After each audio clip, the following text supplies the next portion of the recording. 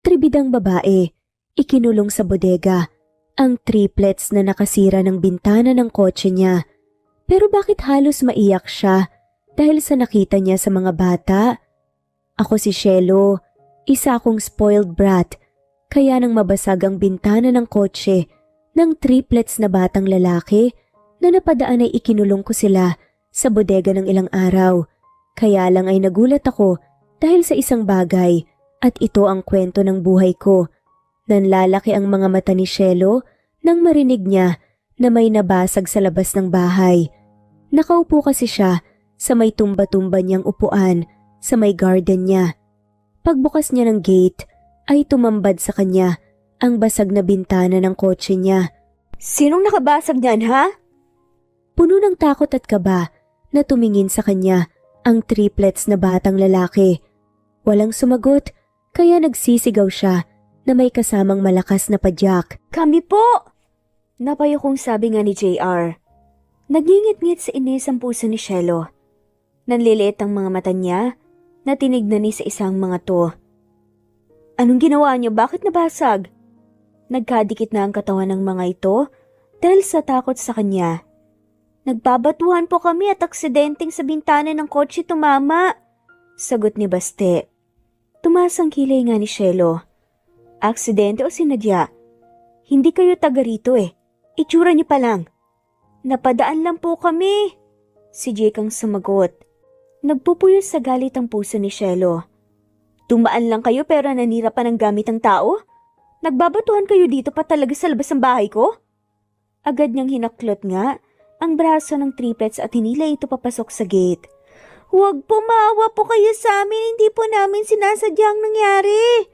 Sambit naman ni JR. Umiling naman si Shelo. Kahit magmakaawa pa kayo, hindi ko kayo papakinggan. Galit na galit ako ngayon sa inyo. Kaya ikukulong ko kayo sa bodega. Hindi po pwede, hahanapin po kami ni Papa. Sambit ni Baste. Wala akong pakialam. Ang likot-likot nyo. Hindi kayo napalaki ng maayos sa magulang nyo.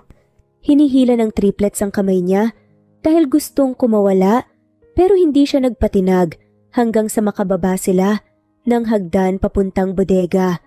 Sorry po, magbabayad na lang po kami. Basta papauwiin nyo lang po kami. Tumaas ang kilay ni Shelo. Wala kayong pera, 'di ba? Kaya dito muna kayo. Pagbukas niya ng pinto agad nga niyang itinulak papasok sa loob ang tatlong bata. Hahabol pa nga pero dali-dali niyang isinara ang pinto. Please po, hinahanap na po kami ngayon ng papa namin. Sabi nga ni JR. Umikot ang mga mata ni Shelo. Whatever. Agad siyang umakyat ng hagdan at huminga ng malalim. Kinagabihan. Samantalang si Nico ay napakunot ang noo dahil pag-uwi niya ng bahay ay wala ang mga anak. Kadalasan kasi kapag uuwi siya, galing trabaho, ay sasalubong ito sa kanya. Pero ngayon ay wala. Lumabas siya ng bahay at pumunta sa tindahan ng kapitbahay niyang, si Daisy. Nakita mo ba na dumaan rito ang triplets, Daisy? Tanong nga ni Nico. Ngumiti ang babae at nagningning nga talaga ang mga mata nito kapag nakikita siya. Hindi eh. Wala ako kanina rito. Sagot nga ni Daisy. Nagpapakyut pa nga ito sa kanya. Mas lalo siyang na-stress nang makita nga ang kilay nitong hindi maayos ang pagkakagawa. Salamat, Daisy. Kapag makita mo sila, pakisabi, hinahanap ko sila. Oo naman. Basta ikaw. Nanginginig pa. Sambit ni Daisy. Napabuntong hininga na lang si Nico na umuwi sa bahay. Sa kabilang banda, si Shelo naman ay lumabas ng kwarto dahil baka nakaluto na ang kasambahay niya. Dahan-dahan siyang bumaba ng hagdan at sinilip ang kusina kung bukas ang pinto. Kaluto ka na ba, Sandy? Naglakad siya papasok ng kusina. Opo, ma'am. Sagot naman ni Sandy. Mabuti dahil pakakainin ko ang mga batang kinulong ko sa bodega. Po? Bakit ba kinulong? Nakangangang tanong nga ni Sandy. Umismid naman si Shelo. Sinira nila ang bintana ng kotse ko. Kaya deserve nilang maparusahan para magtanda. At wag mo silang palalabasin, lagot ka sa akin. Opo, ma'am. Nakayukong saad na nga lamang ni Sandy. Pumalakpak pa nga si Shelo. Sige na, ipaghanda mo silang makakain. Agad naman kumilos ang babae at sinunod ang sinabi niya. Maya-maya lang ay kasama niya si Sandy na nagdala ng pagkain pero pinaalis niya agad ito. Pagbukas niya ng pinto ay sabay na tumayo ang triplets. Papauwiin mo na po ba kami? Tanong nga ni Baste. Umirap si Shelo. Hindi, kumain na kayo. Inilagay niya sa mesa ang tray na may pagkain kasama na nga rin ng tubig. Nag-alala na po ngayon ng papa namin. Malungkot na sambit pa nga ni Jake. Huminga ng malalim si Shelo. Kung hindi kayo pumunta rito ay hindi ninyo masisira ang bintana ng kotse ko. At hindi sana kayo makukulong. Kumain na kayo. Kung hindi magugutom kayo. Tumalikod na si Shelo at nilock ang pinto ng bodega. Ilang araw ang nakalipas ay nasa bahay pa rin niya ang mga bata. Galing sa city ngayon si Shelo at dumiretso siya sa bodega. Bit-bit ang paper bag ng mga damit para sa mga ito. Pagbukas niya ng pinto ay napanganga siya dahil bagong ligo ang ito. Napapansin niya kamukha na niya ang triplets nang matitigan niya ng matagal. Naligo po kami ni Ate Sandy, sabi pa nga ni Jake. Tumango si Shelo, kinakabahan siya at hindi niya maintindihan ang kanyang sarili. Ang babaho niyo na, kaya magbihis kayo, may binili akong damit para sa inyo. Inabot niya ang paper bag, kaya tumalikod ang mga ito na naghubad ng damit. Nanlalaki ang mga mata ni Shelo nang maging pamilyar sa kanya ang initials na tattoo sa balikat ng mga bata. Lumapit si Shelo sa triplets at hinaplos niya ang balikat ng mga ito. Bakit po? Nakakunot noo na tanong ni JR. Napahinga ng malalim si Shelo. Naalala niya tuloy ang mga anak niya na naiwan sa pangangalaga ng kanyang dating karelasyon. Saan niyo nakuha tong tattoo sa balikat niyo? Nakangiti na tumingin nga ang triplets sa kanya. Trip po ni Papa nung bata po kami, nakangiting sagot nga ni Baste. Okay, ipagpatuloy niyo ng pagbibihis niyo. Saad na nga lamang ni Shelo habang nauutal. Nang hihina na lumabas ng pinto si Shelo. Samantalang si Nico ay kakauwi lang galing barangay. Nagreklamo na siya sa pagkawala ng mga anak niya. Ilang gabi nang hindi nakatulog si Nico sa takot at pag-alala sa kung ano na ang nangyari sa mga ito. Magkakasakit pa siya sa lagay na ito. Pero hindi siya pwedeng magkampante kaya umalis siya ng bahay at naglakad-lakad sa daan para hanapin ang triplets. Kapag may makakasalubong siya, ay ipinapakita niya ang bitbit niyang litrato. Ngayon ay muntik na niyang magkabangga ang bunsong kapatid na lalaki ni Daisy dahil sa lutang siya. Ilang araw nang nawawala ang mga anak ko, Benny. Baka nakita mo sila? Tanong nga ni Nico. Tumingin sa kanya ang bata. Nakita ko sila minsan kuya, nakatayo sila sa labas ng malaking bahay. Pinagalitan sila dahil nakasira yata ng kotse, may binasag. Nakita ko na hinila papasok sa loob ng bahay at hindi na pinalabas. Hindi ako lumapit kasi baka masali ako, nakakatakot naman. Honest na sagot naman ni Benny. Puntahan ko sila mamayang gabi. Samahan mo ako. Ngumiti na nga lamang si Benny. Sige po, puntahan mo ako sa bahay. Sabi nga ni Benny. Tinapik niya ang balikat ng bata at naglakad na siya palayo. Samantalang si Shelo ay kakatapos lang maligo, nagbihis na rin siya at pinatay ang ilaw sabay sampa sa kama. Dahan-dahan humiga sa kama si Shelo, nagunat pa siya ng katawan at ipinikit ang mga mata. Biglang nabulabog ang mahimbing na pagkakatulog ni Shelo nang may biglang pumasok sa loob ng kwarto niya at nilagyan ng busal ang kanyang bibig. Nakipaglaban si Shelo, pilit niyang patirin ng lalaki pero malakas ito. Gusto niyang magsalita pero may takip ang bibig niya. Mas lalo siyang naalarma nang lagyan ng piring ang kanyang mga mata. Hindi din siya makagalaw dahil inipit nito ang dalawang braso niya. Kasabay ng pagtanggal ng kanyang piring ay lumiwanag din ang buong kwarto niya at nanlalaki ang mga mata niya nang makita ang mukha ng kaharap. Ikaw, anong ibig sabihin nito? Akyat bahay ka na pala ngayon? Nahulog tuloy ang busal niya sa bibig sa pagsasalita niya dahil sa gulat. Blanko ang ekspresyon ng mukha ni Nico na nakatingin sa kanya. Hindi ka pa rin pala nagbabago. Ang sama-sama pa rin ang ugali mo. Huminga ng malalim si Shelo. Kaya sila nagkahiwalay noon dahil napuno na ito sa ugali niya at saka siya naman ang nang iwan rito. Umalis siya ng bahay nila ng mag-isa, iniwan niya rito ang mga anak nila. Ako pa talaga. Ikaw nga tong pumasok sa pamamahay ko eh.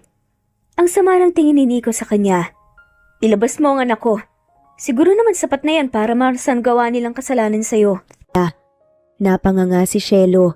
Hindi niya alintana na tumama sa mukha niya ang perang binato nito. Ngayon ay nasagot na talaga ang hinala niya nang makita ang lalaki. Sila na ba ang anak natin?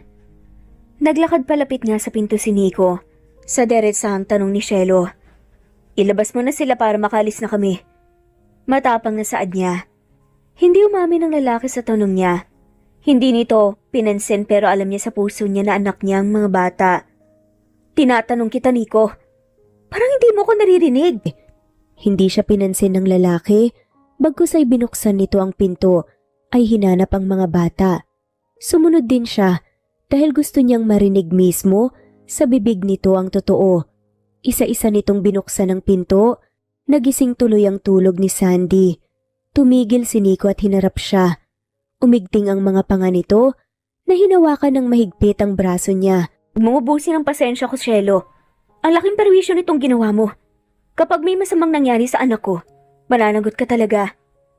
Napalunok nga si Shelo. Ilalabas ko lang sila kapag sasagutin mo ang tanong ko kanina. Alam ko na ako ang ina nila. Umismid nga si Nico. Hindi ka pwedeng magkaroon ng anak dahil wala kang kwenta. Nasaling ang ego ni Shelo. Pumikit na lang siya kaysa ang magalit o magwala. Nilagpasan niya si Nico at nagmamadaling bumaba ng hagdan at dumiretso sa bodega. Binuksan niya ang pinto. Nagulat pa siya dahil sumunod pala ang lalaki sa kanya. Papa, nandito ka pala? Nakangiting sambit ni JR. Tira-eyed si Shelo at gusto niyang yakapin ang mga bata pero bigla itong hinila ni Nico paalis. Umuwi na tayo. Ilang araw na ako na parang baliw na naghahanap sa'yo. Palagi kong habilin na huwag kayong umaalis ng bahay pero ang tigas ng mga ulo niyo. Napangiwi si Shelo. Gusto niyang pigilan ng mga ito sa pag-alis pero hindi niya magawa. Tiningnan lang niya ang mga ito hanggang sa makalabas. Ng front door, narinig na lang ni Shelo na bumukas at sumara ang gate. Habang si Nico ay gulat na gulat and pakiramdam dahil kay Shelo palang bahay ang papasukin niya. Gusto niyang umatras kanina pero mga anak niya ang ipinunta niya doon. Pasensya na po, Papa. Hindi na po maging matigas ang ulo namin. Sad na nga lamang ni Baste. Napahinga ng malalim si Nico. Gutom na kayo ngayon. Ngumiti ang triplets. Hindi naman po niya kami ginugutom pero nakakatakot po siya, Papa. Ang tapang po kasi niya. Pagsusumbong nga ni Jake. Naiiling na nga lamang si Nico, ang liit lang talaga ng mundo. Kung sino pa ang taong nakalimutan mo na, ay siya pa ang makikita mo. Sa susunod ay talagang pag-uwi ng bahay galing eskwela ay wag na kayong gumala kahit saan. Tumango ng sabay ang triplets. Pagpasok sa loob ng bahay, ay nakahinga ng maluwag si Nico. Akala niya talaga kung ano na ang nangyari sa mga anak niya, andun lang pala sa bahay ng malditang iyon. Napabuntong hininga na lang siya nang maisip na mas lalong gumanda ngayon ang dating karelasyon. Okay ka lang, Papa? Nakakunot ang noon na tanong nga ni Baste. Inakbayan niya ang triplets. Oo naman. Nakahinga ako ng maluwag nang makita ko na okay lang kayo. Yan naman ang pinakamahalaga eh. Ngumiti lang ang mga ito. Makalipas ang 1 linggo, habang si Shelo ay natutuwa dahil nalaman niya kung saan nakatira si Nico at nang mapuntahan niya ito. Pagkaalis niya sa office, ay dumiretso siya doon. Bumili din siya ng maraming pasalubong para sa mga anak. Napakagatlabi si Shelo nang pagbaba niya ng kotse ay nakita niya na nagtatakbuhan papasok sa loob na parang natatakot. Maya-maya lang ay nakatayo na sa labas ng nakasarang pinto si Shelo. Magandang hapon. Sorry na sa nagawa ko sa inyo Huwag kayong mag-alala dahil binayaran na yun ng papa niyo.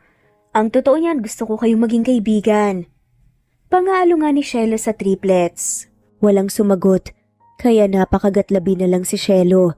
Sinubukan niyang katukin ang pinto ng ilang beses para pagbuksan siya, pero bigla na lang itong sinipa ng malakas, kaya napatalon siya sa gulat. Ayaw naming magkaroon ng kaibigan masama ang ugali. Sambit naman ni Jake. Napapikit na nga lamang si Shelo. Umandar na naman ang pagiging barat niya. Ganyan ba kayo makipag-usap sa mama niyo? Nagkasala naman kayo kaya naparusahan. Walang ina na nangiiwan ng anak. Saad naman ni JR sa kanya ng deretsahan. Namutla si Shelo sa narinig. Napalunok siya at nagmamadaling pumasok sa loob ng kotse at pinapaharurot niya ito palayo. Habang nagmamaneho, ay tumutulo ang kanyang mga luha. Hindi talaga maiwasan isipin na nagkamali talaga siya. Pagdating niya ng bahay, ay pinagdiskitahan niya ang mga gamit niya at pinagbabato sa dingding at wala siyang pakialam kung masira man. Samantalang si Nico ay kakauwi lang. Gabi na nang makauwi siya dahil maraming ginagawa sa tindahan kung saan siya nagtatrabaho. Pagpasok niya sa loob ng bahay ay nadatnan niya ang triplets na malalim ang iniisip. Ano bang problema? Sobrang liit ko ba para hindi niyo makita? Sabay tumayo nga ang tatlong bata at nagmano sa kanya. Wala naman papa, kaya lang yung sinabi kanina ni Ma'am Shelo nagbigay sa amin ng palaisipan. Si Bastiang sumagot. Napakunot ang noon ni Nico. Napasandig siya sa upuan dahil bigla siyang na-stress. Nagpunta siya rito? Ano bang sinabi? Napatitig sa kanyang mga anak. Na siya daw ang mama namin, totoo po ba? Seryosong tanong ni JR. Napahilot na nga lamang siya sa sentido. Sa kusina tayo. Magapunan na. Bakit umiiwas ka papa? Hindi mo ba masagot ang tanong na yun? Sambit ni Baste. Hanggat maaari hindi magsasalita si Nico pero na-corner yata siya. Humarap siya sa triplets at nakapamewang. Kahit sabihin ko pa sa inyo ang totoo, hindi na magbabago ang katotohanan na iniwan niya tayo. Natigilan ng mga anak. Kaya agad tumalikod si Nico at pumasok ng kusina. Samantalang si Shelo ay nakahiga lang sa kama dahil masama ang kanyang pakiramdam pagkatapos niyang magwala. Nandito na ang hapunan mo, ma'am. Sabi nga ni Sandy. Sumilip lang ito sa siwang ng pinto. Hindi na muna ako mag-aapunan, Sandy. I'm not feeling well though. Pumasok pa rin si Sandy at nilapag nga nitong pagkain sa bedside table. Kumain ka kahit konti. Mahirap magkasakit. Sambit nga ni Sandy. Kahit masama ang ugali niya, ay may isang tao pa rin ang nagmamahal sa kanya. Si Sandy.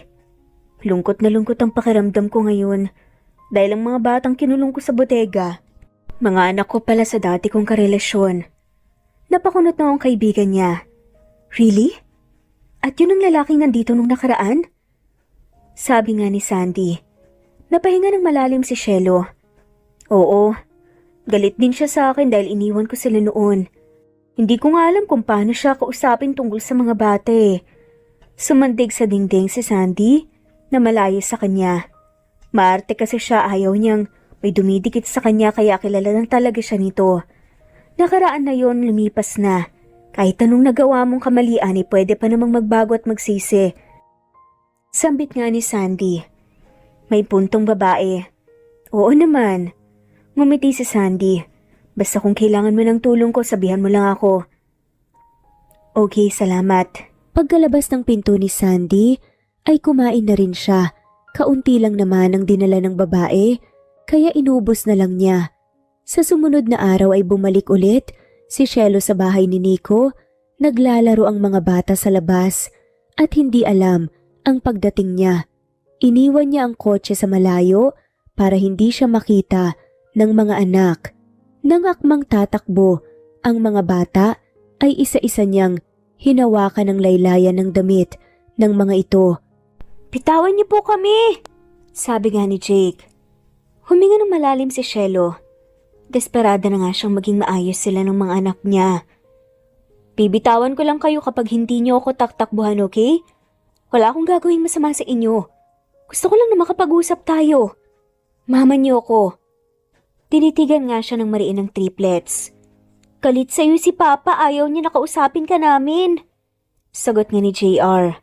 Hinaplos niya ang pisngi ng mga anak. I'm sorry pero nagsisisi na si Mama na nagawa niyang pag-iiwan sa inyo. Gusto ko din kayong makasama. Umiling ang tatlong bata. Napahinga ng malalim si Shelo. Dito lang kami kay Papa. Sagot pa nga ni Baste. Huminga ng malalim si Shelo. Tumaas ang kilay niya na nakatingin sa triplets. Huwag niyo akong galitin. Nasindak naman ang mga ito. Maya-maya lang ay hinila niya ang mga ito palapit sa kotse pero napangiwi na lang siya nang biglang may humila ng buhok niya sabay sampal sa kanyang pisngi ng ubod lakas. Nabitawan niya ang mga bata dahil sa sakit ng pagkakasampal sa kanya. Pagtingin niya ay isang babae pala na kaedaran lang niya. Sino ka ba ha? Kidnapper ka ba? Ayaw na akong sumama sa'yo ng pinipilit mo pa. Galit na sabi ni Daisy. Sinipa niyang babae at natumba nga ito sa lupa. Hindi pwedeng hindi siya magkagante. Pwede namang magtanong, miss. Hindi yung basta-basta ka na lang sumusugod. Sa ganda kong to, mukhang kidnapper. Saka may karapatan naman ako sa kanila dahil ako ang ina nila. Palaban na saad nga ni Shelo. Ano? Nahibang ka na ba? Walang hinang mga batang yan. Nakangising sambit naman ni Daisy. Bumungis nga si Shelo. Wala kaya atang utak eh. Paano ba may lalabas sa mundo ang mga yan kung walang inaha? Nagdilim ang paningin ng babae dahil nga sa sinabi niya. Hindi ako bobo. Wala kang karapatan na sabihan mo ako ng ganyan. Galit na sabi naman ni Daisy.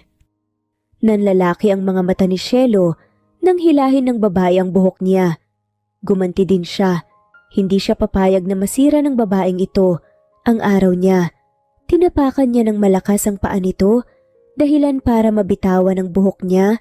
Sobrang sakit kasi na parang mahahablot na ang kanyang anit. Nang magkaroon siya ng pagkakataon, ay binigyan niya ito ng mag-asawang sampal. Gumanti din ito sa kanya. Tama na po, wag na kayong mag-away. Sambit nga ni Jake. Nagpaikot-ikot silang dalawa ng babae pareha nang tumulo ang dugo nila sa bibig. Huwag kayong makialam rito. Tuturuan ko lang ng leksyon ng babaeng to.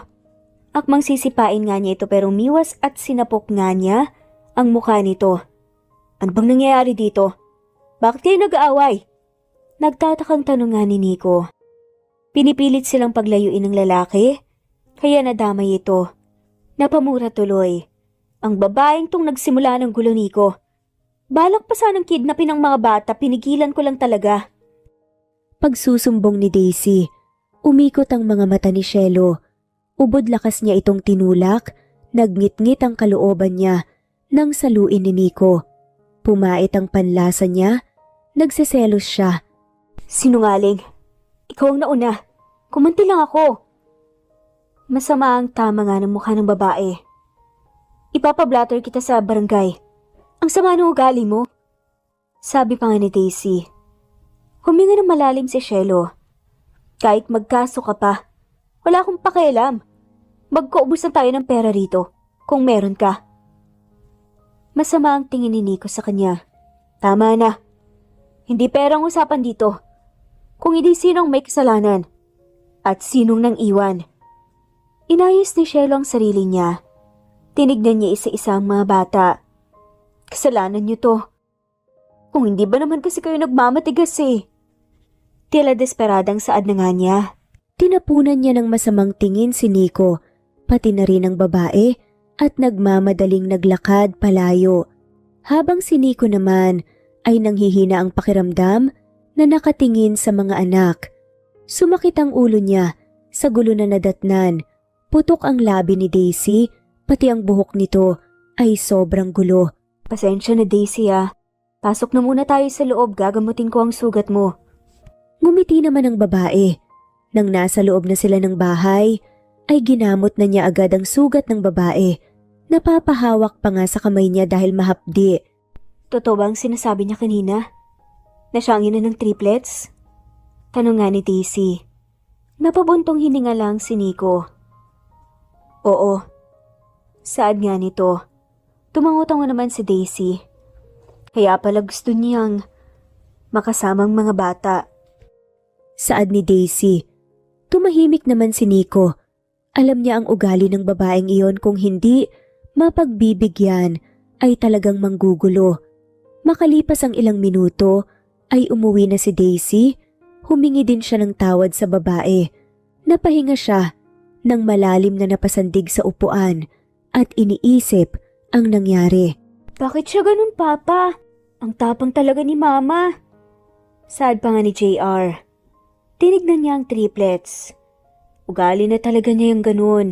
Kaya kung babalik siya ulit rito ay kausapin niyo para wala nang madami na iba pa. Gumiti nga ang triplets. Opo, Papa. Sabi na nga lamang ni JR. Habang si Chelo ay parang wala sa sarili na nagmamaneho. Muntik na siyang makabangga, mabuti na lang naitabig niya ang manibela papunta sa gilid. Pagkahinto ng kotse ay pinapakalma niya ang kanyang sarili dahil parang lalabas ang puso niya sa sobrang kaba. Ayaw niyang mawala sa mundo na hindi sila magkakaayos ng mga anak niya at si Nico.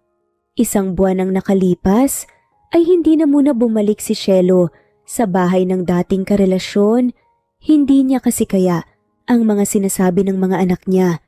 Nagpakabait na siya para matanggap ng triplets, lalo na ni Nico, na mahal pa rin niya hanggang ngayon. Sa sumunod na araw ay dumalaw ulit si Chelo sa mga anak. May dala siyang maraming pagkain para sa mga ito. Paparating pa lang siya ay sinalubong na agad siya ng mga ito. Aba, nagiba na yata ang ihip ng hangin na. Sad nga ni Chelo. Tumawa lang ang triplets ng taasan niya nang kilay ang mga ito. Nagmano sa kanya ang mga ito. At yumakap, parang nabunutan ng tinik nga ang dibdib ni Chelo. Gusto niyang maglupasay ng iyak. Sabi po kasi ni Papa, kausapin ka na po namin para wala nang madamay pa. Si Bastiang sumagot. Napangiwi na nga lamang si Chelo. Pinapabura na naman nito ang babaeng yun. Nagulat siya ng pagpasok niya sa loob ng bahay. Nadatnan niya ito. Wala ka bang bahay? Tanong nga ni Chelo. Hindi talaga napigilan ni Chelo ang kanyang bibig. Natigilan siya nang lumabas ng kusina si Nico, nakatapis lang ng tuwalya. Huwag kang magumpisa ng gulo, Chelo. Mga bata lang ang pinunta mo rito. Umingo si Chelo. May in love lang ito sa kanya ulit, ay papahirapan talaga ni ito, nang sa ganoon ay makaganti man lang siya. Yes, sir. Nag-smirk pa nga siya para lalong mainis si Nico. Ang sarap talagang tupiin ng mukha ng babae. Hindi naman kagandahan. Upo na po tayo, Mama, sabi nga ni Jake. Tumaas ang kilay ni Chelo. Sa kusina na lang tayo, darling, dahil may germs dito, baka mahawa pa tayo. Inakay niya ang tatlong bata sa kusina. Naiwan naman na sobrang inis ang babae. Kapag palagi silang magkaharap, ay mauubusan ito ng dugo sa kanya. Nang nasa kusina na sila, ay pinanghila nga niya ng upuan ng mga anak. Mahirap po ba para sa iyo ang mapatawad, Mama? Tanong nga ni Baste. Napakagatlabi nga si Chelo. Maldita kasi siya, kaya hindi niya deserve patawarin. Saka parang sinasadya niyang landiin si Nico para makita ko. Nagkatinginan nga ang triplets, sabay nagtakip nga ng bibig. Hindi naman sila magkarelasyon eh. Bigla na lang silang naging malapit nang dumating ka, Mama. Sabi naman ni Jake. Napangisi na nga lamang si Chelo. Kung sinadya nga nitong pagselosin siya, ay nagsagsid talaga ito. Hayaan niyo na ang papa niyo. Basta ang importante, nagkaayos na tayo. Hindi na ba kayo galit sa akin? Sorry na. Hinaplos niya ang pisngi ng triplets isa-isa. Hindi na po, Mama. Si JR naman ang sumagot. At niyakap niya ang mga anak na. Sumimangot si Nico nang madatnan sila ng ganun. Pasimple siyang lumapit rito, sabay haplos sa bandang puwit nito. Pasensya na, hindi ko sinasadya. Tinasan nga siya ng kilay ni Nico. Kailan ka ba aalis? Nalibadbaran nga ako sa pagmumukha mo rito. Sumeryoso nga ang ekspresyon ng mukha ni Chelo. Ganyan ba ang ipapasunod mo sa anak mo? If you don't like me, kahit respeto na lang bilang tao ang ibibigay mo sana. Nagpakabait na nga ako eh. Kaya dapat ikaw din. Kung papayag ka lang na mahiram ko ang mga bata outside, hindi mo na ako makikita pa rito sa bahay mo. Umismid lang si Nico. Bilisan mo na dyan. At nang makauwi ka na. Napahinga na nga lamang ng malalim si Shelo at napailing. Sige. Sad na nga lamang niya. Agad niyang pinakain ng mga anak para naman makauwi na siya dahil nag-umpisa na siyang mainis kay Nico. Sa sumunod na buwan habang si Nico ay napakunot ang noo dahil nakita niya ang triplets na may hinihintay sa labas. Hindi na dumating ang mama niyo? Pakitang tao lang yon. Hindi talaga niya gustong mag-alaga ng mga bata, iniwan na nga kayo noon eh. Napatitig sa kanyang triplets. Kaya ka po hindi makamove on kasi binabalik mo yung nakaraan eh.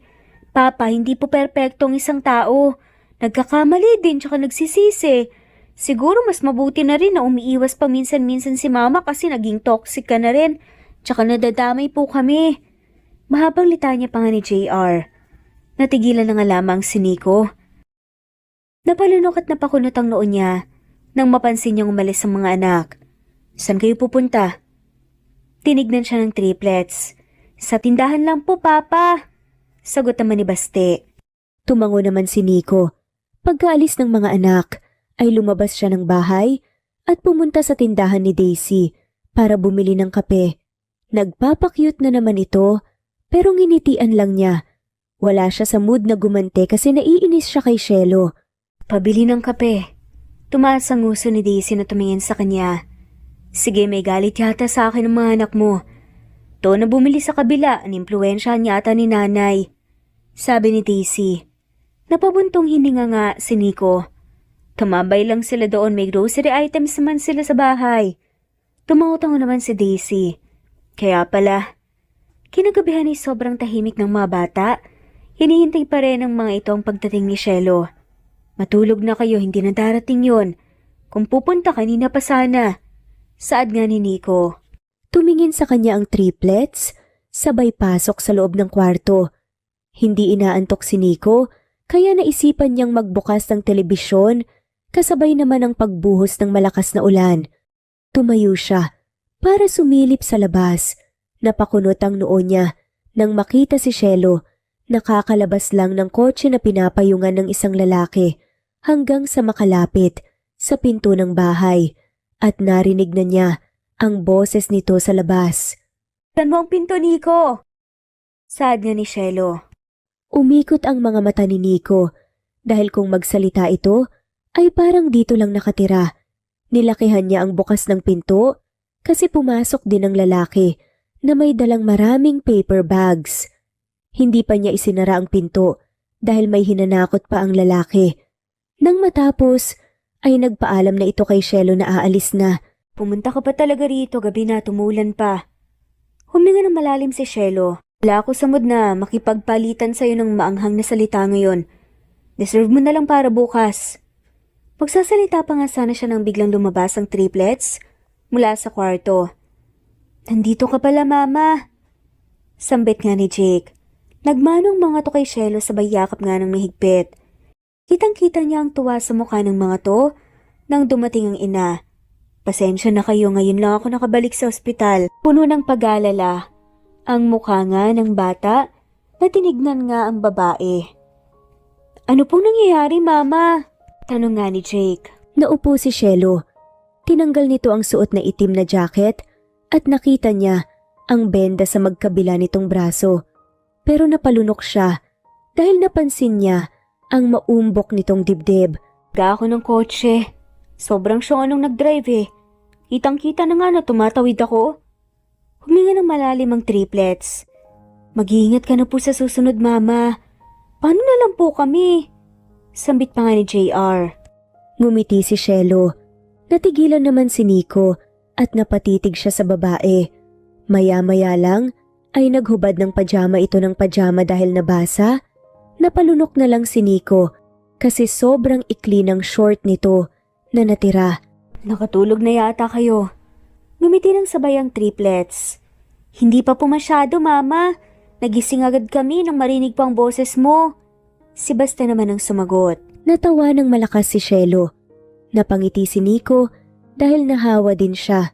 Pero nang tumingin sa gawin niya si Shelo, ay yumuko siya bago pa nito makita.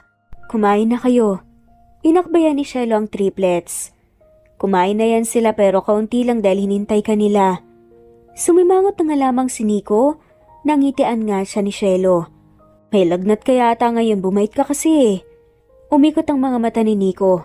Ewan ko sa'yo, pinapakisamahan lang kita para sa mga bata. Tawang-tawa ang babae sa kanya, kaya pumasok siya sa loob ng kwarto para matulog. Sa kabilang banda si Shelo naman ay tiningnan isa-isa ang mga anak. Natutuwa siya dahil okay na sila. Ang gusto niya ay magkaayos din silang dalawa ni Nico. Kumusta ang sugat mo, Mama? Tanong nga ni Baste. Ngumiti lamang si Shelo. Masakit pa pero gusto ko na kayong makita eh. Salamat po, Mama. Nakangiting saad ni JR. Tumango na nga lamang si Shelo. Walang anuman, sige na. Bubuksan natin tong mga dala kong pasalubong para sa inyo. Tuwang-tuwa naman ang triplets. Ang dami po nitong binili mo sa amin, Mama. Sabi naman ni Baste. Ngumiti si Shelo maya-maya na patingin siya. Sa papaalis nga na si Nico. Alis pa ang papa niyo ng ganitong oras? Napatingin sa kanyang triplets. Diyan lang siguro siya sa tindahan, Mama. Sabi nga ni JR. Napasimangot si Shelo dahil naisip niyang pupuntahan na naman nito ang babaeng iyon. Makalipas ang isang oras ay natapos na ng mga bata na tingnan ang pasalubong niya para sa mga ito. Itago niyo na lahat ng pasalubong ko sa inyo. Matulog na kayo, okay? Ngumiti ang triplets. Sige po, Mama. Dito ka na po matulog kasi gabi na. Sabi nga ni Baste. Tumango si Shelo. Okay, good night. Good night po, Mama. Sagot nga ni Jake. Niyakap siya. Ang mga ito sabay pasok sa loob ng kwarto pagkatapos. Napabuntong hininga na lang si Shelo nang maiwan siyang mag-isa sa sala. Napapangiwi siya dahil ang sakit ng kanyang mga sugat, pero pinilit na lang talaga niyang pumunta rito para sa mga anak. Pumasok siya ng kusina para uminom ng tubig. Kahit puro lalaki ang nakatira dito, ay malinis naman ang bahay. Naipikit ni Shelo ang mga mata nang maramdaman niyang bigla ang pagsakit ng kanyang sugat sa binti. Para siyang natuod sa kinatatayuan ng may humaplos sa braso niya. Amoy na amoy niya ang baho ng beer mula sa bunganga ng lalaki. Bakit hindi mo to gawin nang hindi ka lasing? Nang magkaalaman tayo. Saad nga ni Shelo. Napansin niyang biglang lumayo si Nico tumiling. Pasensya na, lasing kasi ako. Umismid lamang si Shelo. Matulog ka na. Hindi yung kung saan-saan ka pa humahawak dyan. Matari na saad nga ni Shelo. Pagtingin niya ay agad nang lumabas ng kusina ang lalaki. Naiwan na lang na napabuntong hininga si Shelo. Kinakabahan siya kanina. Pagkatapos ay tumabi siya sa mga anak na matutulog kaysa naman doon siya sa lalaki tatabi. Kinabukasan, nagising si Shelo sa tawanan na sobrang landi agad siyang lumabas ng kwarto at tingnan kung anong meron. Nag-akyata ng lahat ng dugo niya sa ulo nang makita kung sino ang nandito. Gising na pala si Mama. Sabi nga ni Jake. Nilitian niya ang triplets, sumimangot siya bigla nang tumingin nga sa kanya si Nico at ang babae. Teka lang muna, kumakati pa ang bibig mo. Kapag hindi ka nag-iingay, dapat nga itong tumingin sa kanya. Si Nico ay kumunot ang noo, hinahaplos nga siya. Kagabi tapos ngayon ay lumalandi sa iba. Tumaas ang kilay ni Shelo. Okay lang pala sa'yo na walang respetong babae mo? Kawawa ka naman. Nakita niyang dumilim ang tingin nga ng babae sa kanya. Sumusobra ka na. Wala akong ginawang masama sa'yo. Sambit ni Daisy. Natumba pa ang upuan nga pagkatayo nito. Wala kang ginawa pero ang ingay mo. Natutulog ako, insensitive. Akmang lalapitan nga siya ng babae pero binitbit niya ang upuan para ihambalos nga. Kapag susugurin na nga siya nito, sumusobra ka na sa kamalitahan mo. Hindi ka magandang ehemplo sa mga anak mo. Galit na sambit ni Daisy. Nagdilim ang paningin ni Shelo. Wala itong karapatan na pagsabihan nga siya ng ganun. Talaga ba? Babatuhin na nga niya ng upuan ng babae pero hindi natuloy dahil humarang si Nico. Kaya naiinis nga siya ng sobra. Umalis ka na. Kung gulo lang ang dala mo rito, ay mas mabuti pa na hindi ka na lang pumunta. Napabuntong hininga na nga lamang si Shelo. Nagmamadali siyang lumabas ng bahay at nadatnan niya ang mga anak na nakatingin sa kanya. Ihatid ko na kayo sa school. Tumango ng sabay ang triplets. Pagkapasok ng bata ay pinaandar na nga niya ang kotse at pinatakbo palayo. Ang gulo niyo mama, parang naging love triangle ang kinalalabasan eh. Sambit pa nga ng makulit na si JR. Natawa na nga lamang ng malakas si Shelo nang maintindihan nga ang sinabi ng anak. Pasensya na kayo kay mama ah. Pinipilit ko naman kasing maging mabait sa babaeng yun pero hindi ko talaga kaya. Napangiti ang triplets. Dahil nagsiselos ka po sa kanya mama. Teret sahang, sabi naman ni Jake. Tumaas ang kilay ni Shelo. Hindi ako nagsiselos, maganda ako. Nagtawanan ng mga anak. Kahit pang pinakamaganda na tulad mo ay magsiselos din mama. Pangasar pa nga ni Baste. Kinilig nga si Shelo dahil sa sinabi ng anak. Thank you Baste ah. Dahil nagagandahan ka kay mama. Bibilhan kita ng maraming shoes. Natawa siya dahil nalalukot nga ang mukha ng dalawa. Paano naman kami, Mama?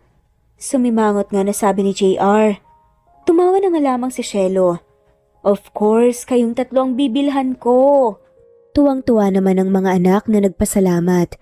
Pagdating nila sa eskwelahan, ay hinatid niya sa loob ng gate ang mga anak para alam niyang safe ang mga ito. Tumango ang triplets at sabay na pumasok sa classroom ng mga ito. Ingat ka po sa pag-uwi, Mama. Nakangising sabi ni Baste. Ngumiti si Shelo. Nilapitan niya ang triplets at tinalikan nga niya ang pisngi sa isa. Oo naman, magpakabait kayo rito ah. Pagbalik niya sa kotse, ay biglang tumunog ang kanyang cellphone sa loob ng dala niyang shoulder bag. Si Sandy pala ang tumawag, hindi niya alam kung ano ang kailangan. Kadalasan kasi ay mag-text muna ito pero ngayon ay wala. Magandang umaga ma'am, nasan ka ngayon? Tanong nga ni Sandy. Pinuksan ni Shelo ang pinto ng kotse at pumasok sa driver's seat. Nasa eskwelahan ng mga bata, pero papauwi na ako ngayon, bakit? Sige po ma'am, may naghihintay kasi sa'yo rito kanina pa to. Sabi na nga lamang ni Sandy. Napakunot naman ang noo ni Shelo nang maisip kung sino ang naghihintay sa kanya. Pagkababa ng tawag ay agad niyang pinasibad ang kotse palayo. Pagdating niya ng bahay, ay nagmamadali siyang bumaba ng kotse at dumiretso sa pagpasok ng gate dahil nakabukas naman. Pagbukas pa lang niya ng front door, ay nagniningning ang mga mata niya na nakatingin sa lalaking nakaupo sa sofa. Ivan, oh my God, I miss you. Sad nga ni Shelo. Patakbong lumapit si Shelo sa lalaki at niyakap ito ng sobrang higpit. I miss you too, spoiled brat. Tumatawang sagot ni Ivan. Nagkatawanan na lang silang dalawa. Matagal na silang magkaibigan ng lalaking ito. Nagkalayo lang dahil pumunta ito sa Australia para magtrabaho. What made you think na bumalik na lang sa Pilipinas? Umusli ang nguso ni Ivan. Wala yata akong swerte doon in terms of love. Baka para talaga tayo sa isa't isa. Sagot nga ni Ivan. Nalukot ang mukha ni Shelo, tinawanan lang siya ng lalaki na parang nasusuka siya. Nandyan si Sandy, dalaga pa. Ngumisi si Ivan. Well, parang exciting ang pag-uwi ko ah. Sagot nga ni Ivan. Kapag narinig ito ni Sandy, ay baka makalimutan nitong amo siya nito. Mabatukan pa siya. Ang dami pa nilang napag-usapan ng kaibigan hanggang sa nagpaalam itong magpapahinga dahil pagod sa biyahe. Kinabukasan, samantalang si Nico ay kanina pa palakad-lakad sa labas ng bahay. Kanina pa niya hinihintay si Shelo na pumunta dahil hindi papasok ang triplets sa eskwela kapag wala ito. Kapag na-late kayo sa school ay huwag niyo akong sisihin. Nasanay naman kayo na wala siya dati ah. Tinignan niya ang mga anak. Bakit ganyan ka kay mama? Mahal mo pa po ba siya para hindi ka po makamove on sa kanya? Seryosong tanong nga ni GR sa kanya habang umingisi. Napalunok si Nico. Ang bilis ng tibok ng kanyang puso. Maliban na sabihin niyang Bumalik ang pagmamahal niya nang makita ito ulit. Okay na ako, matagal na ako nakamove on. Nagkatingin na naman ang triplets na parang hindi naniniwala. Ganun naman po pala papa eh. Sabi ni JR. Nandito na si mama. Natutuwang sambit nga ni Baste. Biglang napatingin si Nico sa humintong kotse. Umigting ang panga niya nang makita niya na naunang bumaba ang matangkad na lalaki para mapagbuksan ng pinto si Shelo. Bigla na lang nagdilim ang paningin ni Nico nang magkahawak kamay ang dalawa na lumapit sa kanila. Pasensya na, late na ba ako? Siya nga pala si Tito Ivan ninyo. Naikwento ko na kayo sa kanya. Ngumiti ang lalaki, kaya agad lumapit ang triplets at nagmano. Ito na ba ang boyfriend ni Shelo? Wala siyang pamana rito kahit anong gawin niya. Alis na po tayo mama, malilate na po kami. Sabi na nga lamang ni Jake. Nagkatawanan ng mga ito. Naiinis siya dahil hindi man lang siya napansin ng mga ito. Pumasok sa trabaho si Nico na parang wala sa sarili at daladala niya ang kanyang selos. Kinagabihan ay nahuli ng uwi si Nico dahil marami silang ginagawa. Hindi pa siya nakarating sa bahay ay sinalubong siya ni Shelo. Nagulat siya dahil humawak ito sa kanyang braso. Dito si Daisy. Kumunot ang noon ni Nico at naiinis nga ito kay Daisy pero bakit ngayon ay nakangiti na? Inaway mo na naman? Tumawa si Shelo. Hindi na. Nagsorry ako sa kanya. Masaya si Nico sa narinig. Mabuti naman. Humilig nga sa balikat niya si Shelo kaya ako makakabog nga ang kanyang dibdib. Siya nga pala. Since nandyan si Daisy, dinala ko na ulit sa Ivan para masaya. Nawala ang ngiti sa labi ni Nico. Tahimik siya hanggang sa nakapasok na ng bahay si Shelo. Pagpasok niya sa loob ng bahay ay sinalubong agad siya ni Daisy ng mahigpit na yakap pero itinulak niya ito ng mahina. Magbihis ka na papa, kakain na tayo. Turan nga ni JR. Tumango siya pero hindi niya tiningnan si Ivan. Baka masuntok niya ito nang wala sa oras. Pagpasok ni Nico sa loob ng kwarto ay sumunod si Daisy. Akmang huhubarin nito ang t-shirt niya pero lumayo siya rito. Doon ka na, sumunod ka pa talaga. Saad nga ni Nico. Umiling si Daisy na lumabas ng kwarto. Nang marinig niya na nasa kusina na, ang mga ito ay sumunod na siya. Tatabi sana siya kay Shelo nang maunahan siya ni Ivan. Maya-maya lang ay umayos na siya ng upo nang magdasal si Jake. Nagkatinginan silang dalawa ni Shelo nang mag-agawan sila ni Ivan na kunin ang plato ng babae. Nang maglalagay dahil nauna ako, sinamaan siya ng tingin ng lalaki. Kompleto ang kamay ni Shelo, bakit mo pagsisilbihan? Tanong naman ni Ivan. Isinuuli niya ang plato na hawak. Oo nga naman. Nang galaiti sa inis si Nico, nang lagyan ng kanin ni Ivan ang plato ni Shelo. Kahit anong gusto niyang gawin, ay sinasapawan siya ng lalaki. Nang hindi na siya nakapagtimpi, ay kinuwelyuhan niya ito sabay taas ng kanyang kamao. Hoy, kakain ba kayo? Magsusuntukan. Agad na ibinaba ni Nico ang kamay niya, sabay ayos sa nalukot na kwelyo ni Ivan. Dahil sa asar niya, ay hindi siya nabusog sa kanyang kinakain. Nakapaghugas pa siya ng plato dahil binastos daw niya ang bisita nito.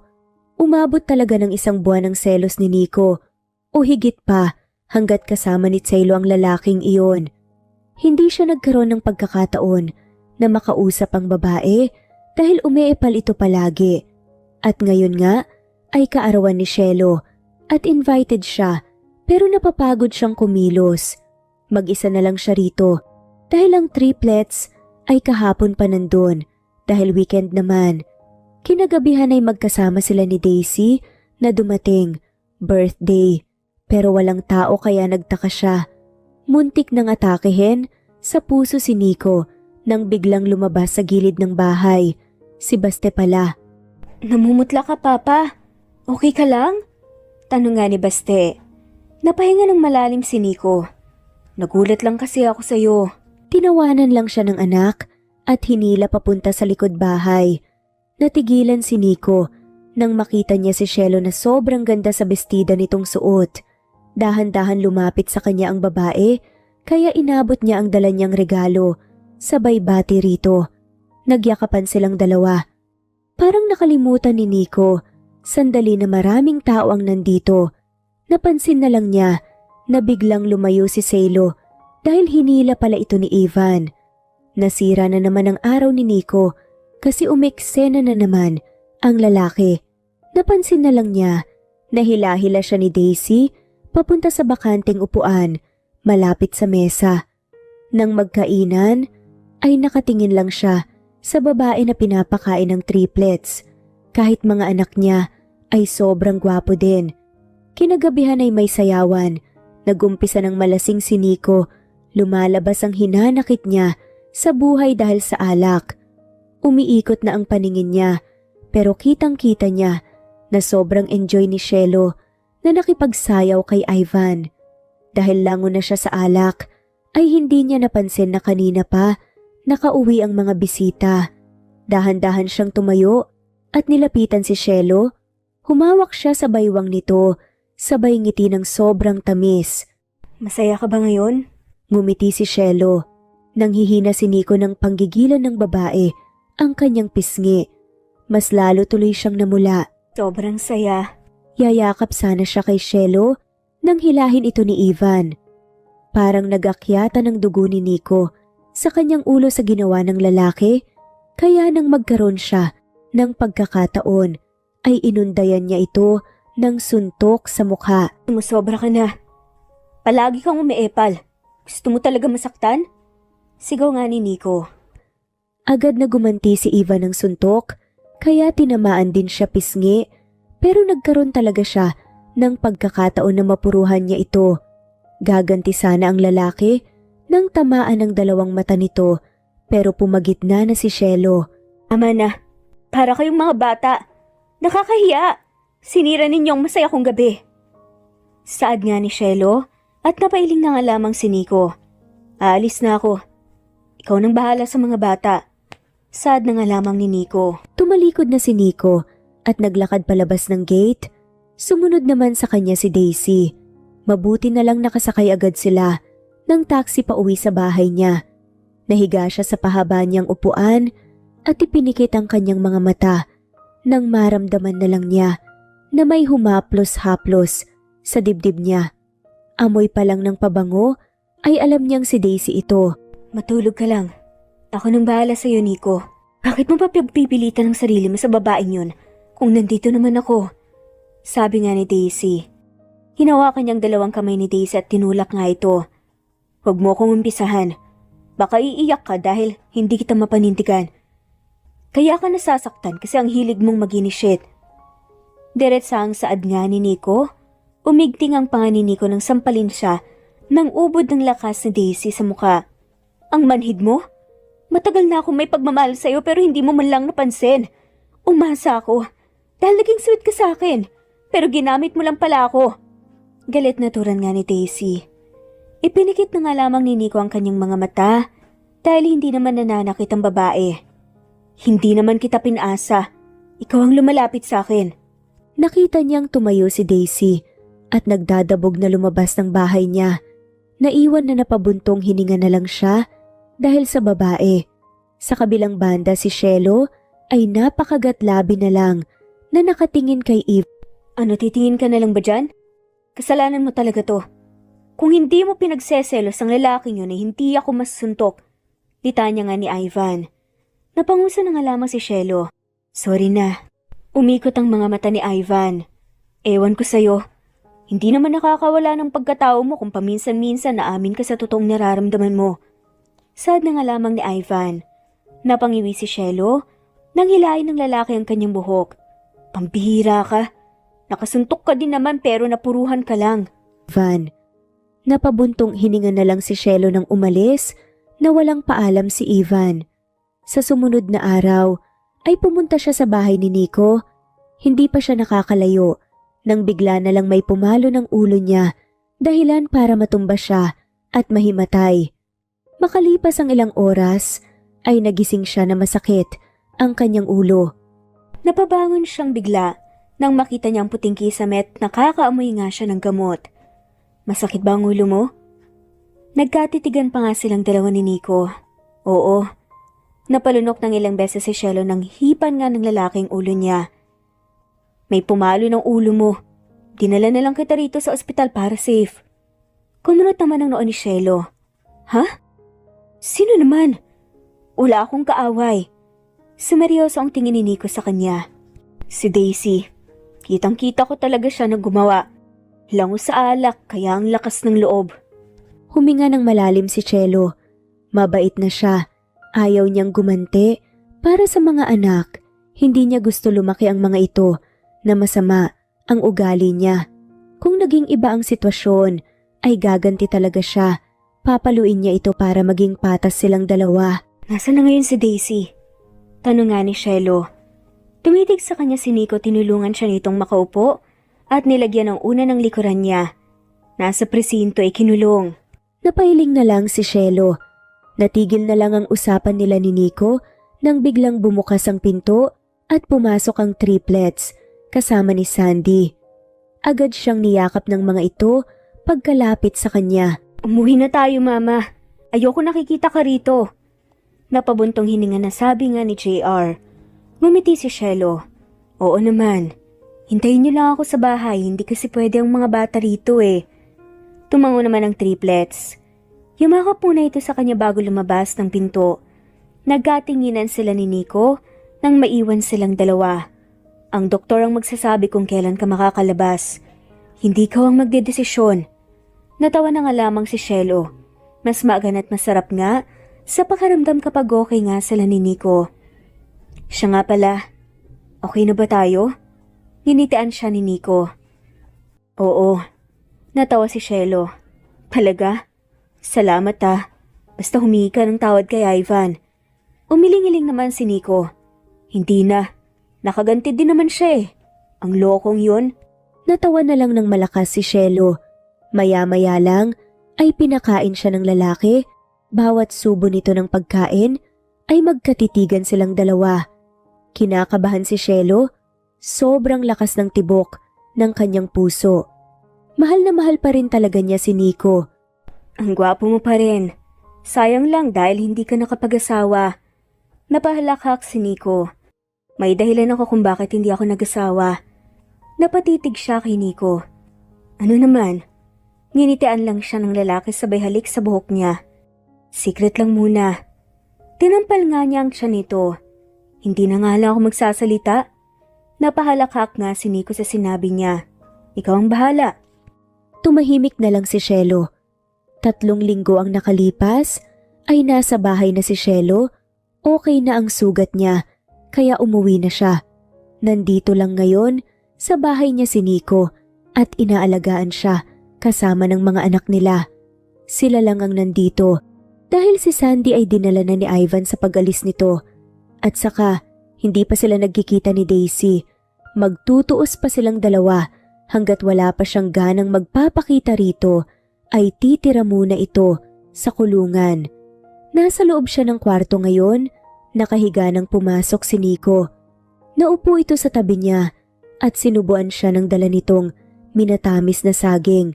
Kumain din siya kasi ang sarap kaya sa pakiramdam na sinusubuan ka ng taong mahal mo kahit na muntik pa siyang magiging kwento dahil rito. Hindi naman siya papaluin ni Daisy kundi hindi dahil kay Nico. Wala ka palang trabaho ngayon? Ngumiti si Nico. Day off ko kaya pwede kitang alagaan buong araw. Kinikilig naman si Shelo pero hindi niya pinapahalata. Ganun? Dalawin mo na lang kaya si Daisy, total sweet naman kayo sa isa't isa. Umasim ng ekspresyon ng mukha ni Nico. Ayoko sa kanya. Napangisi sa isip niya si Shelo. Bakit naman? Ayaw mo ba sa ganong tipo? Matapang. Umiling nga si Nico. Nananakit. Baka maging battered husband pa ako kapag kaming nagkatuluyan. Natawa na nga lamang ng malakas si Shelo. Natatakot din pala. May mali na talaga sa isang tao kapag nananakit na. Kaya iba talaga yung gutob ko sa kanya eh. Ano bang gusto mo? Pailalim nga ang naging titig sa kanya ni Nico. Saglit lang. Kukuha muna ako ng saging. Saad lamang ng lalaki. Napailing na lang si Shelo nang sinusundan niya ng tingin si Nico. Nang hindi na nakabalik sa kwarto ang lalaki, ay sinundan na niya ito at nakita niyang naglalaba pala. Naalala ko ang dati akong tagalaba. Nag-upgrade ka na talaga. Tumawa ng malakas si Nico. Nahihiya nga ako dati. Sana hindi na lang kita pinalaba. Napahalakak si Shelo dahil nabutas ang puwitan ng pantalon mo. Nahihiling na nga lamang si Nico na tumingin nga sa kanya. Lahat ng gamit ko butas. Nginat-ngat mo yata bago labhan eh. Nagkatawanan na nga lamang silang dalawa. Masarap palalahanin ang nakaraan. Wag lang doon sa masakit na parte. Kaya ngayon wala ka ng tiwala. Tinanggap niya ang isang basong tubig na ibinigay nga ni Nico. Hindi naman sa ganun. Saad nga nito, sadyang hindi lang ako pagod ngayon at ayoko mapagod sa paglalaba. Ngumiti naman si Shelo. Ang sweet naman pati si iba. Pinanlakihan siya ng mata ni Nico kaya napangisi na nga lamang siya. Bakit palagi mong sinisingit ang ibang tao? Nagsiselos ka ba? Diretsahang tanong nga ni Nico. Sumandig nga si Shelo malapit sa sink. Kung sabihin kong oo. Lumapit si Nico sa kanya at niyakap siya ng sobrang higpit. Nagsiselos din ako ng sobra, kaya nasuntok ko si Ivan. Pag-amin nga rin nito. Alam naman niya iyon. Kumalas ng yakap si Nico at siniil siya ng halik sa labi. Saka pala ito bumitaw nang pareho na silang naghahabol ng hininga. Nang maisip ni Shelo, ang nangyari ay dali-dali siyang lumabas ng kusina na walang paalam. Kinabukasan, samantalang si Nico ay napangiti ng sobrang tamis, nag-order siya ng maraming bulaklak ngayon at hihintayin na lang niya ang delivery. Nandito pa rin sila sa bahay ni Shelo at wala nang balak ang mga anak na umuwi sa bahay nila. Nasa opisina nito ang babae, kaya wala rito sa bahay. Ang triplets lang ang kasama niya. Lalabas na sana siya sa front door nang maabutan siya ng mga anak. Saan ka pupunta, Papa? Tanong nga ni JR. Kagigising lang yata ng mga ito. Sabado kasi ngayon kaya walang pasok. Diyan lang sa labas, may kukunin lang ako.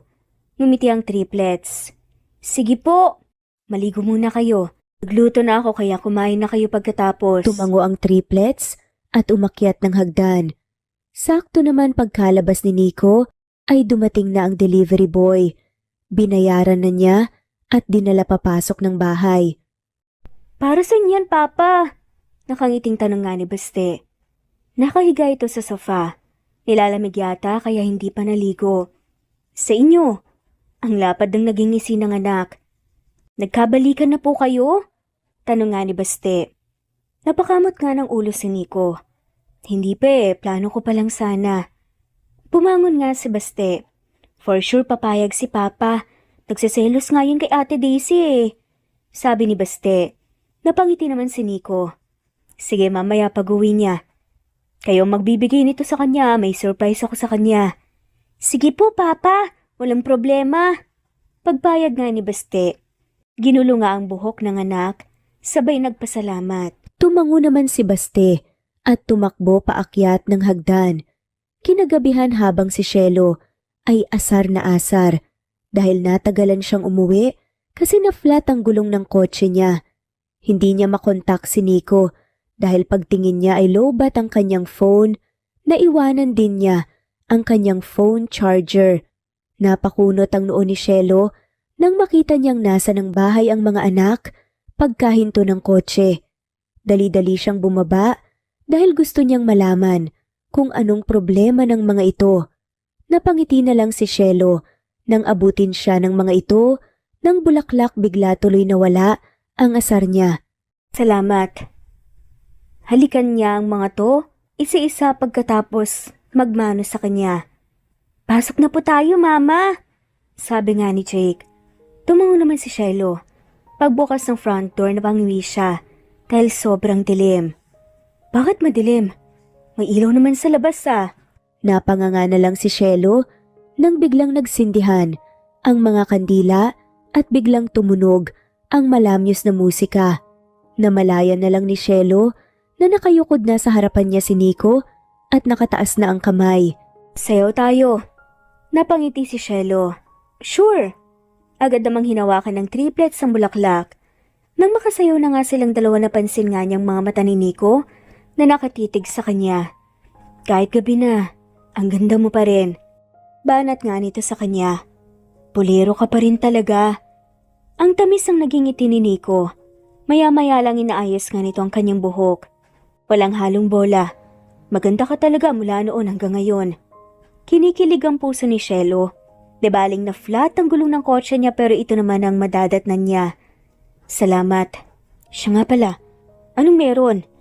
Napahinga ng malalim si Nico. Hinawakan nito ang kanyang magkabilang balikat. Mahal kita, Shelo. Mahal na mahal pa rin kita. Kaya gusto kong makipagbalikan sa'yo. Lumobo nga ang puso ni Shelo. Ligawan mo muna ako. Tumango naman si Nico at niyakap nga siya nito ng sobrang higpit. Maraming salamat, Shelo. Pagkatapos silang magsayaw ay pinagpawisan nga sila dahil pinalitan nga ng jolly ang tugtog. Kaya nagdisco na nga sila. Nakisabay na nga rin ng triplets. Ang saya-saya po kapag palaging ganito, Mama, Papa. Nakangiting sabi ni JR. Hinaplos ni Shelo ang pisngi ng mga anak. Oo naman. At nagyakapan silang lahat. Makalipas ang 1 oras ay kumain na sila dahil nagutom sila sa kakasayaw. Naubos talaga nila ang niluto ni Nico. Sa sumunod na buwan ay sinagot na ni Shelo si Nico. Wala nang rason para papatagalin pa niya ang panliligaw nito. Habang si Nico ay may dalang pasalubong kay Shelo at sa mga anak niya. Kahit napagod siya galing trabaho, ay okay lang basta nakikita niya ang mga ito na masaya. Nasa bakuran pa lang siya ay sinalubong na siya ni Shelo ng magandang ngiti. Nagkabalikan na silang dalawa at nararamdaman niya na nawala na ang pagiging maldita nito. Pero kung hindi pa ay okay lang, makapag-adjust na naman siya. Hindi gaya ng dati kaunting kibot ay nagagalit siya. Mas nag-matured na ang isip niya ngayon. Nang makalapit na siya kay Shelo, ay yumakap agad ito sa kanya. Mukhang maganda ang mood mo ngayon ah. Nagbago ka na talaga. Tinawanan lang siya nito. Namimiss kita. Mabuti na lang maaga kang umuwi. Natawa nga si Nico. Iba ang iisipin nito kapag nahuli nga siya ng uwi. Kapag ba nahuli ako, hindi mo ako mamimiss? Umirap nga si Shelo. Baka kaldero na ang sasalubong sa'yo. Napahalakhak na nga lamang si Nico. Hinalik-halikan niya ang noo ng nobya. I love you. Saad nga ni Nico bigla. Nakangiti nga si Shelo na tumingala sa kanya. I love you too. Hinalikan niya ang labi nito pero nahuli sila ng triplets kaya tumikhim ng sabay dahilan para magkatawanan sila ni Shelo. Tumakbo ang mga ito palapit sa kanya at nagmano. Maghanda na kayo, kakain na tayo. Tumawa ang triplets sabay kuha nga ng dala niyang pasalubong at naunang pumunta sa kusina. Pupuntahan ko si Daisy. Huwag mo na akong samahan pa. Masama ang tingin sa kanya ni Shelo, kaya napangisi siya. Hindi naman talaga ako sasama eh. Ngumiti si Shelo. Mabuti na yung nagkakaintindihan tayo. Napailing na lang si Nico. Maya-maya lang ay inakbayan niya ito habang papasok sila sa loob ng bahay. Nakaangkla sa braso niya ang babae na parang ayaw humiwalay sa kanya. Ngayong nagkabalikan sila ay mas lalo itong sweet at maalaga ni hindi na nga siya sinusungitan. Pagpasok nila sa kusina ay kumain na sila ng sabay na masaya at puno ng tawanan sa hapagkainan. Kinabukasan, samantalang si Shelo ay tinatamad na bumangon sa kama, kanina pa siya gising pero nakapikit pa ang kanyang mga mata. Ngiting-ngiti siya nang maramdaman niya ang malamig na labi na dumampi sa kanyang bibig. May lakad ka ngayon, di ba? Mataas na ang sikat ng araw, kanina ko pa nga may hatid ang mga bata sa eskwela. Itinaas nga ni Shelo ang dalawang braso para magpakarga kay Nico. Pero kinikiliti nga nito ang kanyang kilikili kaya tawa siya ng tawa. Papasok ka ba sa trabaho? Magkikilitaan na lang tayo hanggang gabi. Ngumisi nga sa kanya si Nico. Kinising lang kita. Agad namang lumayo sa kanya si Shelo. Mauna ka na. Maliligo muna ako. O baka naman gusto mo akong samahan. Tumawa na nga lamang si Nico at lumabas ng kwarto. Mamayang gabi na lang pag-uwi ko. Wag ngayon kasi may trabaho pa ako. Napalunok na lang si Shelo. Nang maiwan siyang mag-isa, ay gumayak na siya. Makalipas ang 2 oras, ay nakarating na siya sa police station. Pinuntahan niya ang kinaroroonan ni Daisy at nakita niyang sobrang haggard na nito. Buhay ka pa pala. Pasari nga ni Daisy. Nagdilim nga ang paningin ni Shelo. Parang gustong kumawala ang masamang ugali niya sa babaeng to. Instead of asking forgiveness, ay nagmatas ka pa. Iba ka rin talaga no? Sa tingin mo kapag napatay mo ko, ay makakalbas ka pa rito? Tumawa na nga lamang si Daisy at nabaliw na yata ang babaeng to. Kulang pa nga yan. Sana tinuluyan na kita. Sabi pa ni Daisy at napahinga ng malalim si Shelo. Nagpupuyos sa galit ang puso niya ngayon. Hindi ako nagpunta rito para makipag-away. Palalabasin na sana kita rito eh. A simple sorry will do pero pinapakitaan mo ko ng masamang ugali kaya nagbago ng isip ko. Huwag na lang pala. Ngumisi lang nga lamang si Daisy. Sa tingin mo natatakot ako? Patuloy ang sambit pa nga ni Daisy. Ngumiti si Shelo. Ipalagpalagay na lang natin na hindi ka natatakot. Paano na lang kapatid mo? Mas natatakot siyang mabuhay mag-isa ngayon. Sa bagay, wala ka nga naman palang pakialam sa kanya, siguro sa akin na lang siya. Umigting ang panga ni Daisy. Subukan mo lang. Shelo, susunugin talaga kita sa impyerno. Galit na tura ni Daisy. Napabuntong hininga si Shelo. At bakit hindi? Paano mo ako mapipigilan kung nandito ka sa loob? Galit na galit nga si Daisy sa kanya. Kung nakakamatay lang ang titig, ay kanina pa siya nakabulagta. Agad na siyang lumabas ng police station bago pa siya maubusan ng pasensya. Bandang gabi ay naabutan siya ni Nico na tahimik lang at nakatingin sa kalangitan. Lumapit ito sa kanya sabay halik sa kanyang pisngi. Okay ka lang? Kamusta ang lakad mo kanina? Tanong nga ni Nico at tumingin si Shelo kay Nico. Hindi maayos. Hindi man lang humingi ng tawad sa akin. Siya pa talaga ang galit at nagmamatigas. Niyakap nga ni Nico si Shelo nung mahigpit. Hayaan mo na siyang makarealize sa pagkakamali niya. May mali talaga ang babaeng yun. Pero hindi natin siya mapipilit na magbago. Ngumiti ng pilit si Shelo. Napabuntong hininga na lang siya nang maisip na wala talagang mabuting idudulot kapag nagtanim ka ng galit sa kapwa. Ganon na ganon din siya dati ni hindi marunong humingi ng tawad. Nakarma din siya. Nang biglang dumagundong ang langit, ay naisipan na nilang pumasok sa loob ng bahay. 5 buwan ang nakalipas, ay pinalabas niya ng kulungan si Daisy dahil nagkasakit ito doon at dinala sa rehabilitation center dahil lulong pala sa ipinagbabawal na gamot.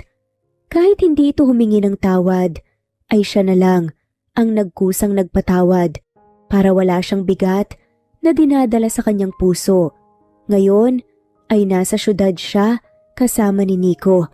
Naglibot-libot lang sila sa mall kasi nasa eskwelahan pa ang mga bata. Nandito siya ngayon sa tabi ng gwardya dahil hinintay niya si Nico na umihi pa. Nang papalapit na ito ay lumapit na siya para sabay silang dalawa na lumabas. Nang maaga pa ay dumaan sila sa plaza. Dadaanan pa nila mamaya ang triplets sa eskwelahan. Tumambay sila malapit sa fountain, ngiting-ngiti si Shelo na nakatingin sa nagsusulputang tubig kaya hindi na niya napansin si Nico. Pagtingin niya sa tabi nito ay napanganga siya dahil nakaluhod na ito sa kanyang tabi. Pinagtitinginan na tayo ng mga tao. Hindi nagpaawat si Nico. Napanganga siya nang may inilabas na nga na singsing lalaki. Kahit spoiled brat ka, okay lang. Mahal na mahal kita. Will you marry me? Napayas na nga lamang si Shelo. Kinikilig ang mga nakasaksi sa naging sagot niya. Narinig pa nga niya na may nagpalakpakan. Dali-daling tumayo si Nico at isinuot ang singsing sa kanyang daliri. Hindi talaga ito nahiya dahil hinalikan pa siya sa maraming tao at niyakap pagkatapos. I love you more. Napangiti si Shelo. I love you so much. Sagot naman ni Shelo. Natigil ang yakapan nila nang marinig ang boses ng triplets. Nakangiti si Shelo na tinitingnan ng mga anak na may dalang bouquet ng bulaklak, human-sized teddy bear at tsokolate. Para sa'yo, Mama! Sabi nga ni JR. Tinanggap naman niya isa-isa. Salamat, mahal na mahal ko kayo. Ngumiti ang triplets. Mahal ka din po namin, Mama. Sabi nga ni Baste, pati na nga rin si Jake. Pati rin po si Papa. At nagyakapan nga silang lahat. Mahal na mahal ko rin kayo. Niting-ngiti naman ang triplets. Pagkatapos nilang gumawa ng eksena sa plaza, ay umuwi sila ng bahay na masaya. Makalipas ang ilang buwan, ay ikinasal sila ni Nico sa simbahan. Maayos naman at walang problema na dumating ng mga panahong iyon. Kaya ngayon ay masaya sila na nagsasama at nabuntis agad si Shelo sa pang-apat nila ni Nico na ikinatuwa nila ng sobra. Tuloy pa rin ang buhay para sa kanila sa kabila ng kanilang napagdaanan at hindi pa rin nagtagpo ang landas nila ni Daisy kahit na nabalitaan niyang nakalabas na ito sa rehab. Tanggap na niya ang nangyari dahil minsan din siyang naging masama ang ugali pero hindi na niya papayagan na may makapanakit pa sa kanya ulit. Hindi pa dito nagtatapos ang kwento nila pero sana maging masaya sila hanggang dulo. Bawat kwento ay may aral na mapupulot. Kung ano ang nagawa mo sa kapwa ay siyang babalik sa'yo. Mas mabuting magpatawad kaysa hintayin pa na humingi ng tawad ang isang tao. Masarap magmahal pero hindi kailangan manakit dahil lang sa walang katugon ang nararamdaman mo dahil ikaw rin ang magiging kawawa sa huli.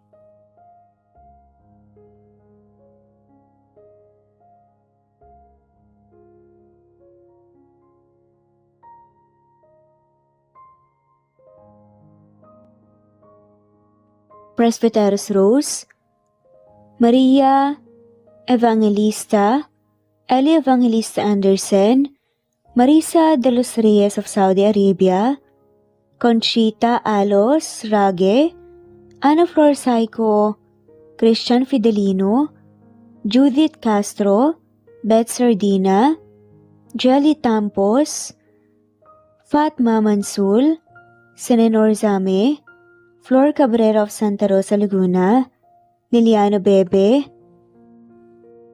Ostonalito Elvi Candontol, Eli, Romana Gorospe, Marilyn Sasaki of Japan, Flordet, Elizabeth, Tena, Rad TV of Hong Kong, Jean the Best of UK, Nizar Sams, Annie Hoson, Eli Bitasolo, Marilyn San Jose, Imelda Fortes of Calamba City, Violeta Irgarin of Kamsur, Flordet, Jessica Vargas, Jingjing, Rosa Franca Abelian of Cebu, Wendy Goth of Japan, Teresita Schmid, Theodora Gamit, Rebecca Tezuka of Japan, Nori, Baylin, Margie Angon of Maragondon, Batang Ibunan, Marilu Gulmatico,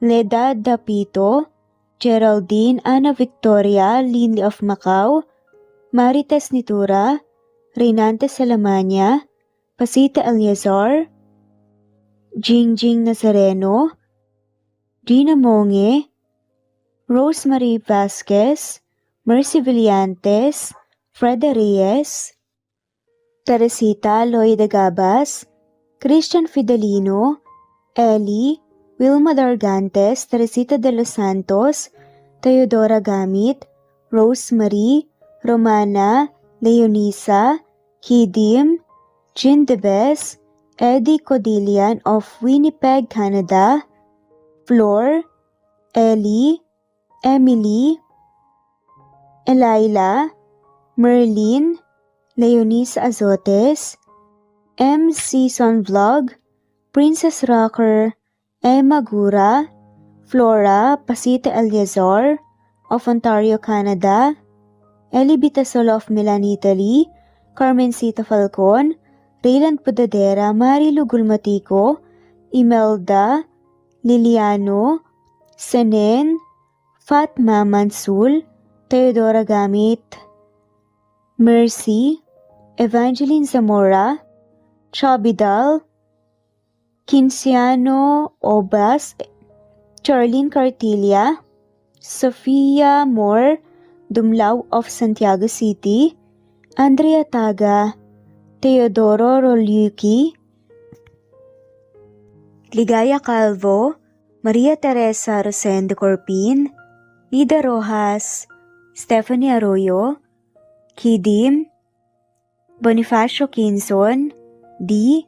Naitan Canada, Erlenda Heronda of Matanao, Davao del Sur, Leonila Perea of Concepcion Nay, Cavite, Elsa Opiane, Presbiteros Fenovares, Ederlina Albiso, Lorna Ayman, Rosemary Vasquez, Leonisa Azotes, Irish de la Peña, Marilyn San Jose, Eli Bitasolo, Senen, Catherine Lacinario, Ronilio, Marisa de los Reyes, Eddie Codillian of Canada, Jean Debes of UK, Teresita, Rebecca Tezuka of Kawasaki, Flora Fes Parunga of Batangas City, Ruby Corazon Riera, Elvi Candontol, Naitan Canada, Wilma Dargantes, Annie Hoson, Romana, Flor, Theodora Gamit, Nizer Sams, Emily Borak, Evangeline, Yana Binyon, Kimberly Ann Kempis, Theodora Gamit, Merlilyn Carmen Calunod, Christy Cabrera, Edralina Gatyoan, Nori, Teresita Schmid, Liliano Bebe, Rosalinda Isidro, Leonora Pandakila, Mary Jean Malunes, Maria Nita Saltarin, Marlene Bosico, Pasita Eliazar, Celia Harabejo, Lovely Angel, Maria Elena Barosa, Chari Patata, Susan Melinda Gelit, Gloria Lucas of Poblacion Norte, Licab, Nueva Ecija,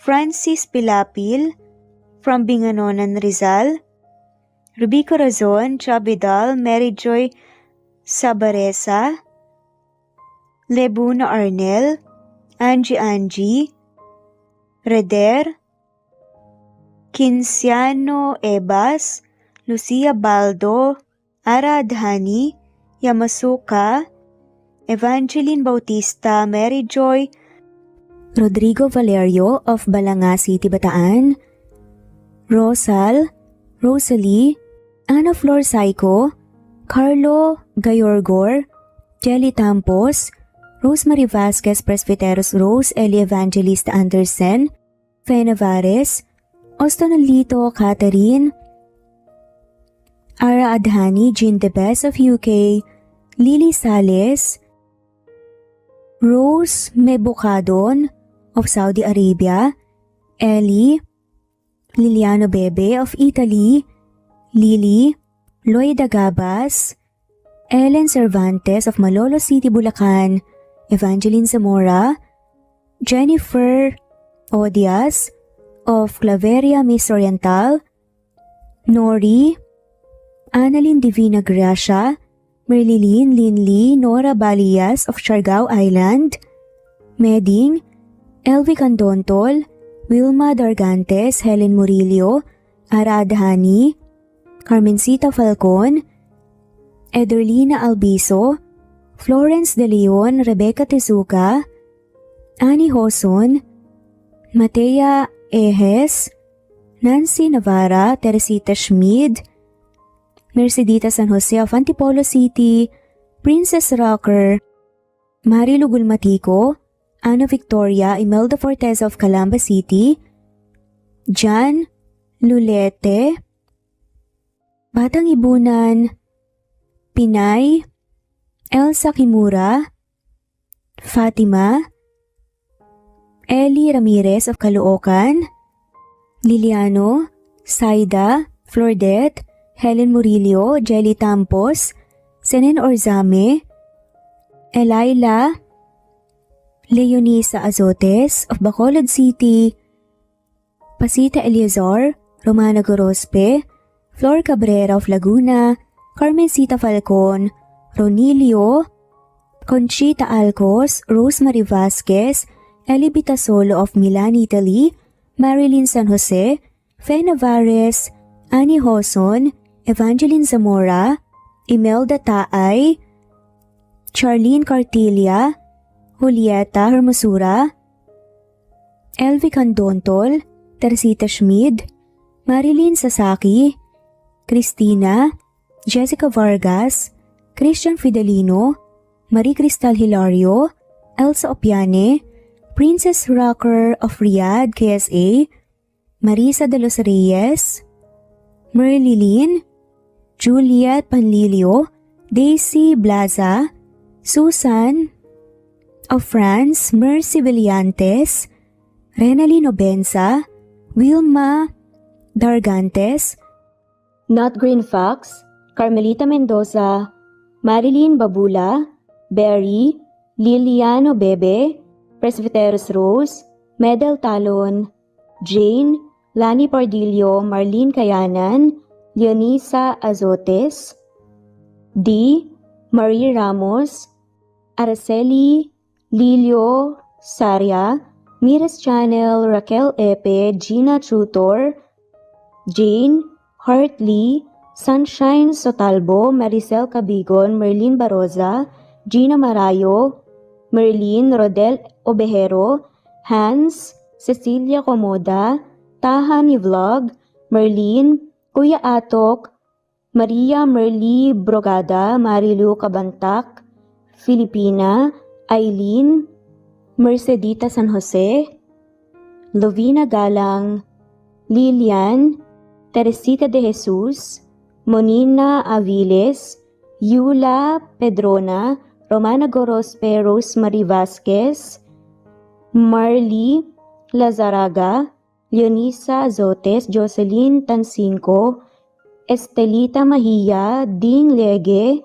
Marisa de los Reyes Arroyo, Leia Paul Vinar, Steve the Music, Rain, Presbyteros Rose, Pastonalito, Alexa Ani, Matea Estrera, Agustina, Onaba Cogin, Jessica Vargas, Celine, Merlilyn Baroza, Annie Hoson, Elimana Lili, Mercy Villantes, Eli Evangelista Anderson, Eli Bitasolo of Italy, Ann Mariano, Fredelisa de Guzman, Carmencita Falcon, Merlin Bravo, Cecilia Ramos, Evangeline Zamora, Edralina Gatchoan, Marites Nitura, Agustina Niceto, Marian, Ann Aliflor, Lily Roda Barcial, Alma Ebdao, Minda Tandok,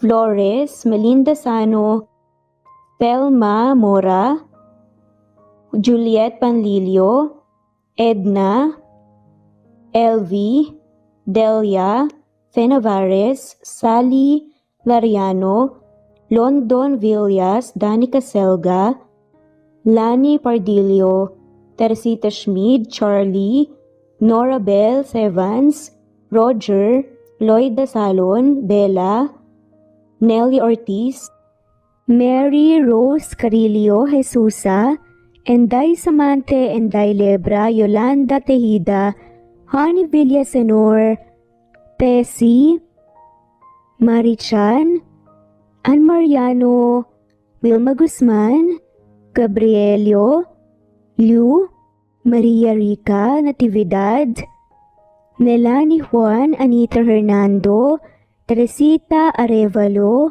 Raquel Magno, Carmencita Falcon, Flordet, Nat Green Fax, Luz Templo Nuevo, Teresita Schmid, Flor Cabrera, Virginia Salazar, Luz Templo Nuevo, Leia, Madeline Tagle, Wilma Villafuerte, Isaac Ablon, Menchita de Belen, Federico, Mercy Edrosolo, Fe, Adamson Machas, Quinciano Ebas, Eli Ramirez Elizabeth Gilas, Harem Ruhi, Julius Edna Romero, Charlie Angelina Samia Emma Gadiano, Rosemary Vasquez Lisa, Estelita Mahia, Elvi Candontol, Corazon Danke of University of Eastern Philippines University, Teresita, Neil Bacolor, Evangeline Zamora, Charlie Jane Clemente, Susan Upaga, Susan Rodrigo, Fred Biliza de Guzman, Juby Hernandez, Helen Murillo, Edarlina Fahil, Rosie, Juliet Kaday, Kuya Atok, Betty Losnong, Crescen, Susana, Tessie Rumbawa, Lovina Galang, Aida Jurado, Emily Kinlog, Mirna Hamero, Liz Berito, Gabrielio, One Spotify, Imelda Fortes of Columbus City, Larry Malapaya, Dance, Remy's Life Official, Ellie Evangelist Anderson, At shoutout na rin po sa lahat na mawalang sawang sumusubaybay. Sa mga gusto pong magpa-shoutout, i-comment lamang po ang inyong pangalan at kung tigisan po kayo para ma-shoutout kayo sa next video. Thanks for listening. Muli ito ang Cat Amazing Stories. God bless.